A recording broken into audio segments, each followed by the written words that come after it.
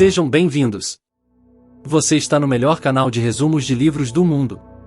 Sou Flávio Machado, criador desse canal, e convido você, mais uma vez, a viajar comigo pelo mundo mágico e inspirador dos resumos de livros em áudio. Acompanhe nossa série de microbooks, e desfrute de momentos prazerosos que vão elevar seu nível de conhecimento e autoestima. Neste prazeroso vídeo da série, mostraremos o resumo do livro Nação Dopamina, por que o excesso de prazer está nos deixando infelizes e o que podemos fazer para mudar, de Anna Lembke. Este livro é sobre prazer. É também sobre sofrimento. Mas, mais importante, é um livro que trata de como encontrar o delicado equilíbrio entre os dois, e por que hoje em dia, mais do que nunca, encontrar o equilíbrio é essencial. Estamos vivendo em uma época de excessos, de acesso sem precedentes a estímulos de alta recompensa e alta dopamina. Drogas, comida, notícias, jogos, compras, sexo, redes sociais. A variedade e a potência desses estímulos são impressionantes, assim como seu poder aditivo. Nossos telefones celulares oferecem dopamina digital 24 horas por dia, 7 dias por semana, para uma sociedade ao mesmo tempo conectada e alheia do que acontece ao redor. Estamos todos vulneráveis ao consumo excessivo e à compulsão. Em Nação Dopamina, doutora Anna Lembke, psiquiatra e professora da Escola de Medicina da renomada Universidade Stanford, explora as novas e empolgantes descobertas científicas que explicam por que a busca incansável do prazer gera mais sofrimento do que felicidade, e o que podemos fazer a respeito. Traduzindo a complexidade da neurociência para metáforas fáceis de entender, a doutora Anna mostra que o caminho para manter a dopamina sob controle é encontrar contentamento nas pequenas coisas e nos conectar com as pessoas queridas. Como prova disso, a autora compartilha diversas experiências vividas por seus pacientes em trechos muito emocionantes. São histórias fascinantes de sofrimento e redenção que nos dão a esperança de que é possível transformar a nossa vida. Nestas páginas, Nação Dopamina mostra que o segredo para encontrar o equilíbrio é combinar a ciência do desejo com a sabedoria da recuperação. Ficou interessado e quer saber mais? Então embarque conosco nesta viagem apaixonante, mas antes de desfrutar desse microbook, deixe seu like para que o YouTube envie o vídeo para mais pessoas, se inscreva no canal e ative o sininho para receber os próximos microbooks. Na descrição do vídeo você vai encontrar links que podem te ajudar a melhorar seu estilo de vida. Bora para o microbook logo após a vinheta.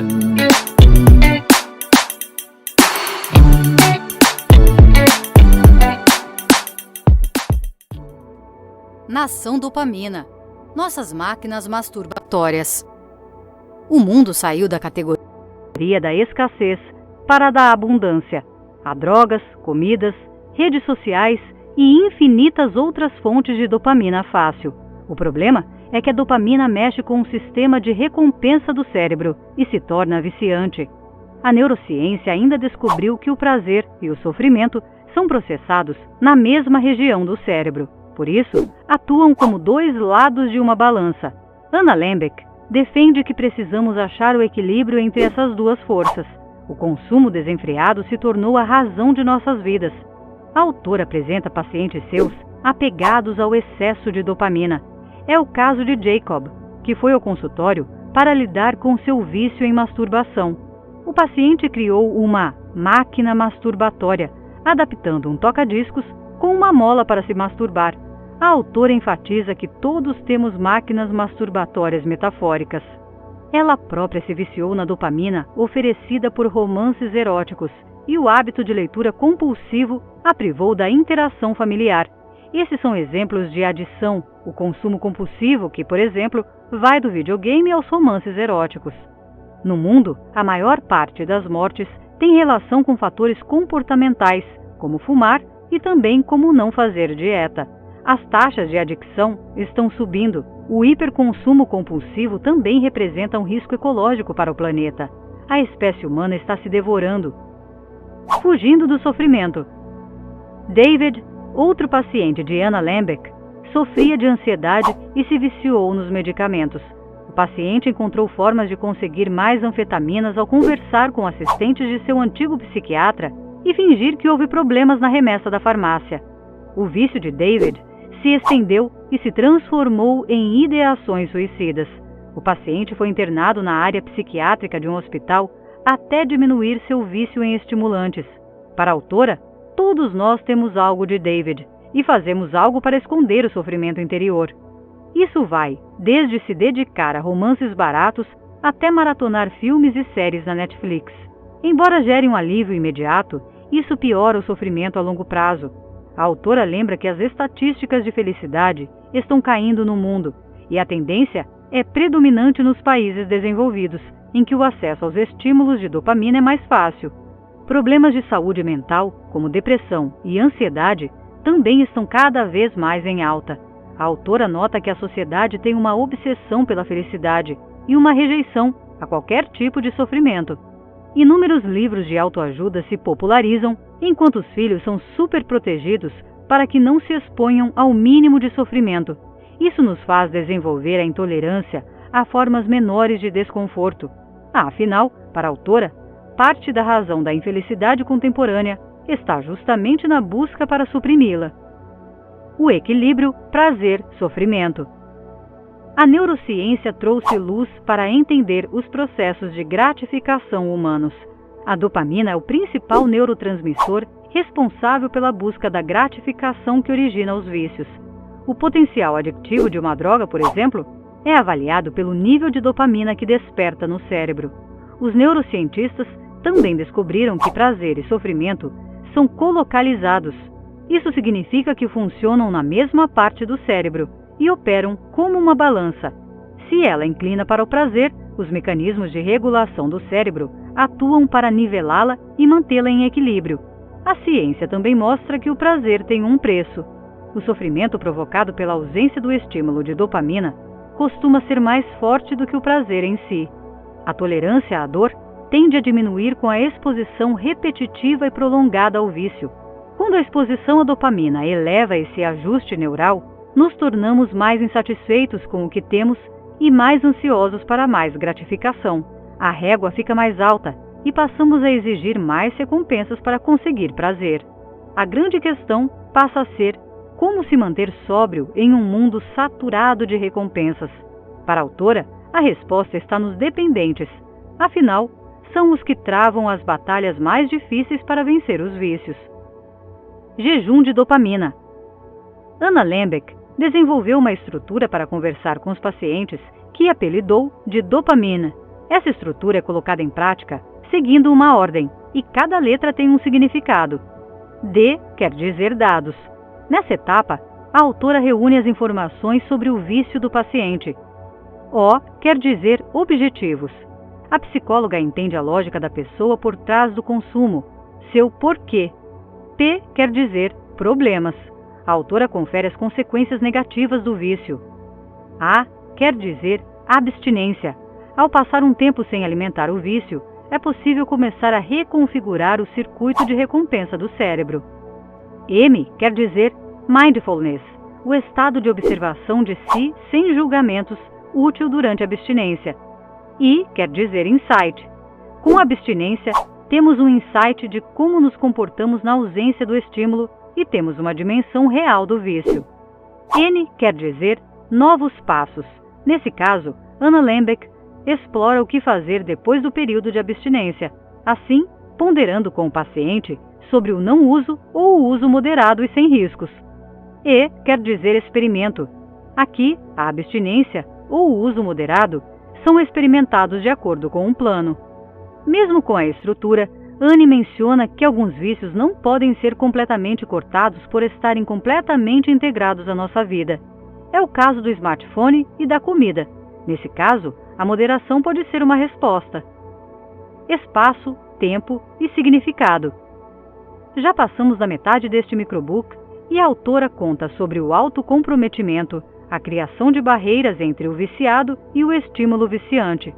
Quando Jacob, o paciente de Anna Lembeck, viciado em masturbação, jogou sua máquina masturbatória no lixo, deu um exemplo de autocomprometimento. Para um alcoólatra, o autocomprometimento pode aparecer ao remover todo o álcool da casa. Esses são exemplos de autocomprometimento físico, quando criamos barreiras entre nós e o estímulo. Um segundo tipo de autocomprometimento é o cronológico, em que prazos e metas são usados. Por exemplo, restringimos o consumo da droga de escolha em certos horários. Consumir açúcar, álcool ou redes sociais apenas nos fins de semana restringe a janela de consumo. O autocomprometimento categórico é o outro tipo. Nele, a dopamina é dividida entre a que podemos consumir E aqui não podemos.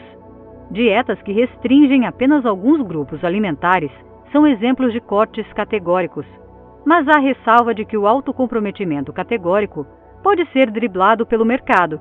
Segundo a autora, os cigarros passaram a ser apresentados na roupagem dos eletrônicos, a heroína apareceu mascarada como oxicodona e a maconha virou medicinal. A economia da dopamina está sempre pronta para vender a velha droga com um novo disfarce. Ainda assim, o autocomprometimento pode ajudar a recuperar a dignidade e trazer o senso de liberdade e controle da própria vida. Uma balança quebrada? Outra forma de dopamina em excesso é representada por Chris, um paciente usuário de drogas.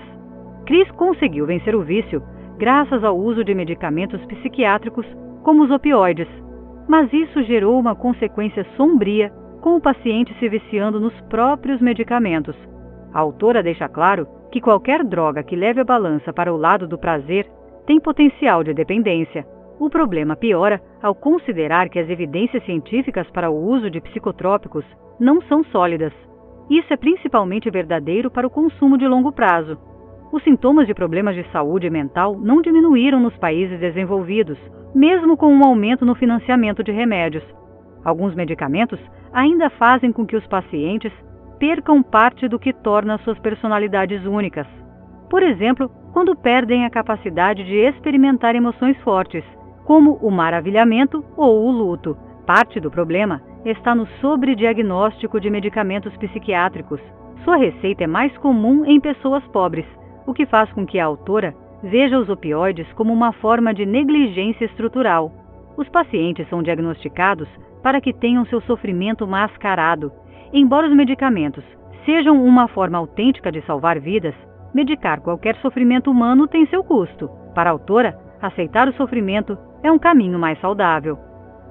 Pressionando o lado do sofrimento. Michael, um paciente viciado em cocaína, descobriu a cura para o vício em algo mais inusitado. O paciente se viciou em tomar banho em água fria. Seu exemplo mostra quando a balança dos neurotransmissores pende para o lado contrário e compensa a dor com o prazer. Para a autora, isso é explicado pelo fato de que algumas pessoas expostas a um nível muito grande de sofrimento experimentam ataques de alegria. A autora usa como exemplo um caso publicado pela cardiologista Ellen Tossig sobre um paciente que foi atingido por um raio e sobreviveu. Ao chegar ao hospital, ele entrou em um estado de euforia, como se o cérebro compensasse a dor provocada pela carga elétrica. Outro exemplo é a euforia do corredor, que surge depois da realização de exercícios físicos. Existe até um ramo da ciência dedicado a entender os estímulos dolorosos, chamado de hormese. Os exercícios físicos, embora envolvam dor, são extremamente benéficos para a saúde. A atividade tem um efeito mais profundo e contínuo no humor do que qualquer medicamento. Mas a autora alerta que estímulos dolorosos também podem ser viciantes graças à sensação posterior de prazer. Por isso, também corremos o risco de nos entregarmos a um hiperconsumo destrutivo. A resposta está no consumo da quantidade certa. Honestidade radical. As religiões e os códigos de ética costumam ter a honestidade como base. Os pacientes bem-sucedidos de Anna Lembeck dizem que falar a verdade fez diferença na recuperação de sua saúde mental. Isso fez com que a autora ficasse convencida de que a honestidade radical é útil para minimizar o hiperconsumo compulsivo e faz parte do cerne de uma boa vida. Ainda assim, ser verdadeiro também pode ser uma experiência dolorosa. Isso faz com que desenvolvamos a capacidade de mentir desde a infância.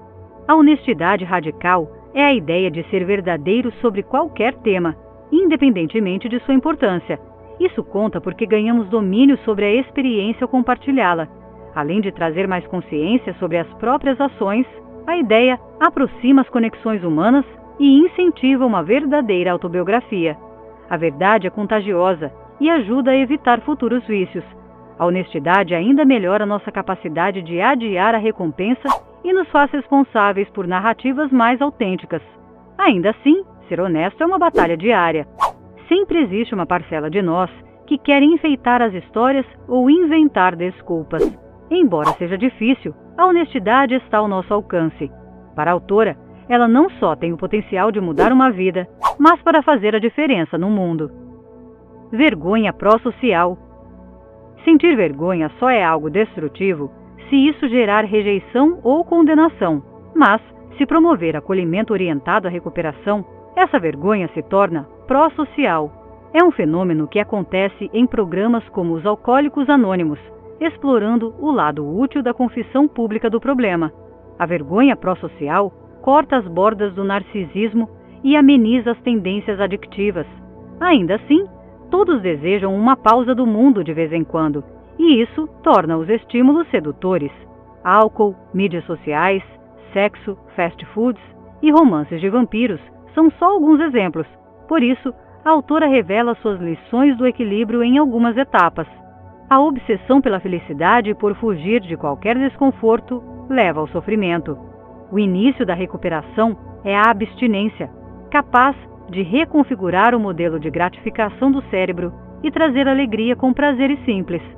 O autocomprometimento cria espaço para o estímulo e o consumo, e é uma necessidade para lidar com a saturação de dopamina. Medicamentos são importantes, mas eliminar o sofrimento com remédios tem seu custo. Às vezes, pender a balança para o sofrimento leva a uma compensação na forma de prazer. Isso faz com que a dor também gere dependência. A honestidade radical melhora a conscientização e aproxima os vínculos, enquanto a vergonha pró-social nos lembra de que somos humanos. É melhor mergulhar no mundo do que fugir dele. Notas finais. O prazer é bom, mas seu excesso gera vícios, descontrole e sofrimento.